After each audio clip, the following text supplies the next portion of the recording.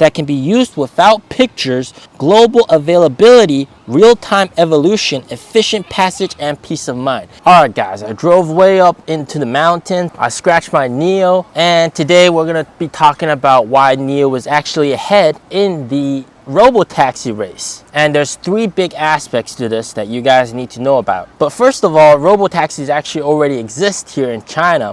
It's operated by Baidu, Apollo, and NIO actually has their own ROBOTAXIs with Mobileye in Israel with the first gen ES8s over there in Israel. So that's pretty cool. Of course, when we're talking about robotaxis, we're talking about mass adoption of robotaxis. And we're going to talk about why NIO is actually ahead of Tesla. So the first very important aspect is fleet management. And this really occurred to me when I used the NIO phone, and that one NIO phone had like 10 something NIOs connected to it.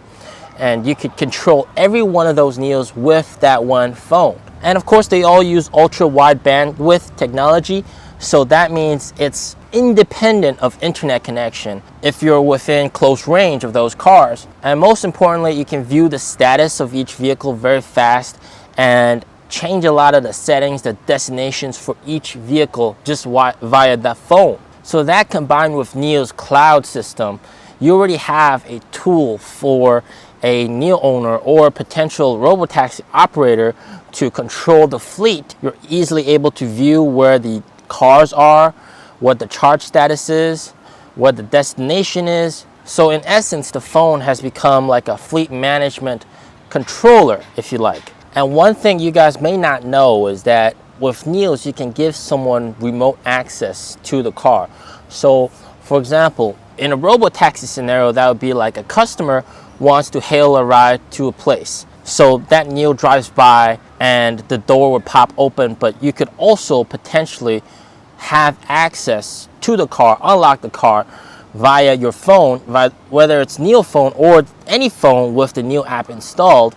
With NFC enabled, you can essentially get into that car, and that would pretty much validify that you're the customer for that car. So you got the fleet management system pretty much taking shape via the NIO phone. So you don't really see any other company with this kind of a tool to manage so many different vehicles. So that's pretty unique, all right? And then also, second of all, is of course energy replenishment. Of course, with NIOs right now, with battery swap, it's completely automated, and most swap stations are unmanned. Essentially, press of a button, and NIO has showcased in the past how NOP battery swap works. It basically gets off the highway to the resting area, swap station swaps the battery, and then keeps going on the highway, all without human intervention. So this just brings up to the huge potential of how do you replenish the charge of a car, your robotaxi in the future. Now with Teslas, you know, as much robotaxi as you like to call it, at the end of the day, when it runs out of charge, you still got to get someone to plug it in, right? There still has to be a person to plug that charger in, and that really subtracts the whole robotaxi idea. It's not fully autonomous. And with standard charging, if you want it to be autonomous, you have to develop the robotic arm, which is quite difficult. A lot of companies are trying to do this, but you know, it is very, very hard and could be problematic and prone to lots of errors as well. Not to mention that even if Tesla developed this robotic arm, they would have to retrofit all their supercharger stations to be able to support autonomous charging. All right. So in terms of autonomously replenishing energy, NIO is way ahead. Right now, 1,900 swap stations already fully autonomous, pretty much most of them, all right? Second gen, third gen swap stations, fully autonomous. Tesla right now has very few or zero autonomous charging stations that can charge by itself without human intervention. So in this aspect, NIO is already way ahead. Not to mention the benefits of battery swap with the possibility of getting a higher capacity battery. If the robotaxi gets a ride, a job where the distance is very far and outside the range limits of the 75 kilowatt hour battery pack, swap station can swap it to 100 and be able to get enough range for that job. So in this aspect, NIO is absolutely in front of the game. The third one is perhaps the most important one, That is, of course, if you want to be ROBOTAXI, you got to be fully autonomous in terms of driving. So what is NIO doing in terms of autonomous driving front? Now, during Tech Day, after William Li came up on stage to talk about a lot of stuff, Ren Shaoqing, he came up on stage. This guy is the lead autonomous head for NIO, all right, autonomous driving head. So of course, right now the goal is to be able to drive autonomously without the need for maps, because sometimes maps can be inaccurate, and then also maps really require you to rely on someone else's data. And what NIO is doing right now, which is very, very interesting, is that they're mapping out everything themselves, as long as a NT 2.0 NIO has been to that area. So combined with the LiDAR sensor and the cameras, they're able to map every single road out that a NIO has been, and that really adds to NIO's own autonomous map, essentially. And apparently I've been told that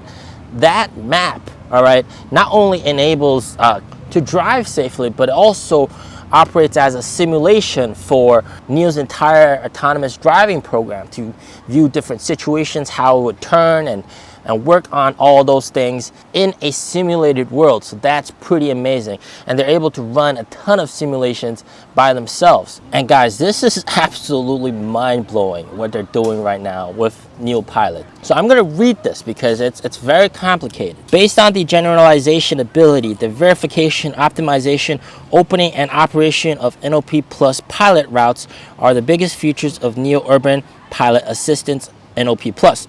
NIO Intelligent Driving has a strong generalization ability. The new generation of Static Perception Network NAD Lane 2.0 can sense intersection information in real time without high precision maps.